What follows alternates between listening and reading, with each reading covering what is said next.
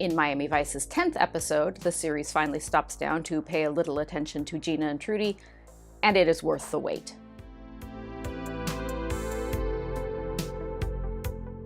Give a Little, Take a Little was written by Chuck Adamson and directed by Bobby Roth.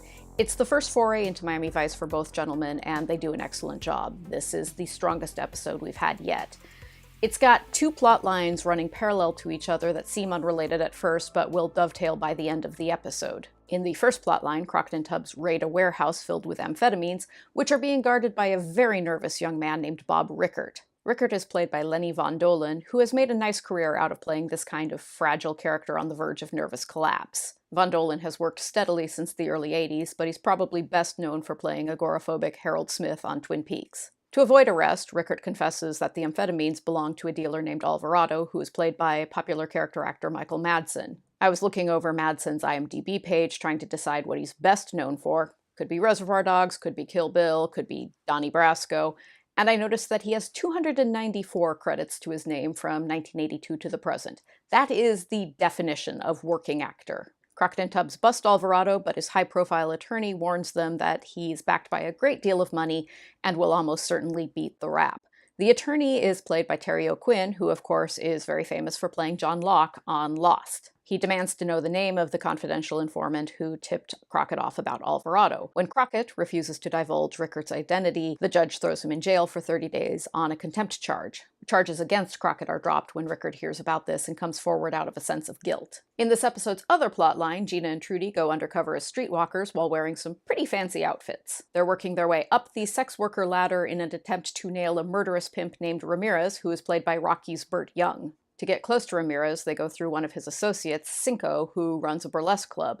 Because this episode is overflowing with high-profile guest stars, Cinco is played by the nice dad from Ugly Betty, Tony Plana. Eventually, Gina manages to snag Ramirez's attention, and he invites her to a party at his mansion. There's a nice scene where Trudy balls Gina out for being reckless and urges her not to meet with Ramirez without backup. In many ways, Trudy and Gina are parallel characters to Tubbs and Crockett. Unlike Switek and Zito, who are likable nitwits, Trudy and Gina are as good at their jobs as Crockett and Tubbs. Even though they never get all that much screen time, they still come across as complex and realistic characters.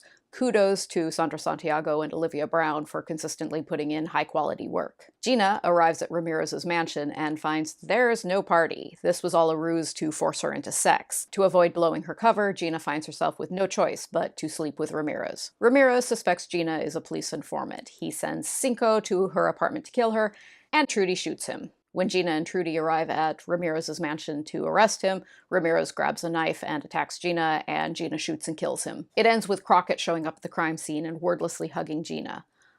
I greatly appreciate how this episode avoids any temptation to make Gina's trauma all about Crockett. Gina and Trudy handle their case on their own, and Crockett's just there to provide non-judgmental moral support. Every aspect of this episode's really solid, and of course that includes the music. Over the strains of Tina Turner's Better Be Good to Me, we get a montage of Gina and Trudy gleefully shopping for trashy outfits for their undercover assignment. By my count, this makes 3 Tina Turner songs Miami Vice has used in 10 episodes.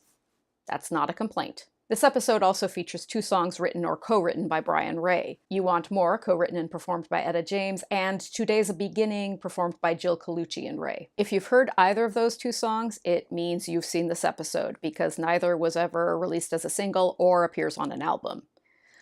I really like this episode for a variety of reasons, not least of which is that it was the first Miami Vice episode I ever saw. I was visiting my cool aunt, who was an early Miami Vice adopter, and I watched this episode with her. And somewhere around the point that Gina shoots and kills her rapist, my aunt was all, I don't know, maybe I shouldn't be letting a 10-year-old watch this. But by then, of course, it was too late, and I was already hooked. This is a 4-flamingo episode, but I am bumping it up to 4.5 flamingos just for that nostalgia factor. We have reached the halfway mark of Miami Vice's first season. Join me next time when Crockett and Tubbs go through a drug-addled rich kid to take down his powerful father. Until then, please hit subscribe, and I'll see you later. Goodbye.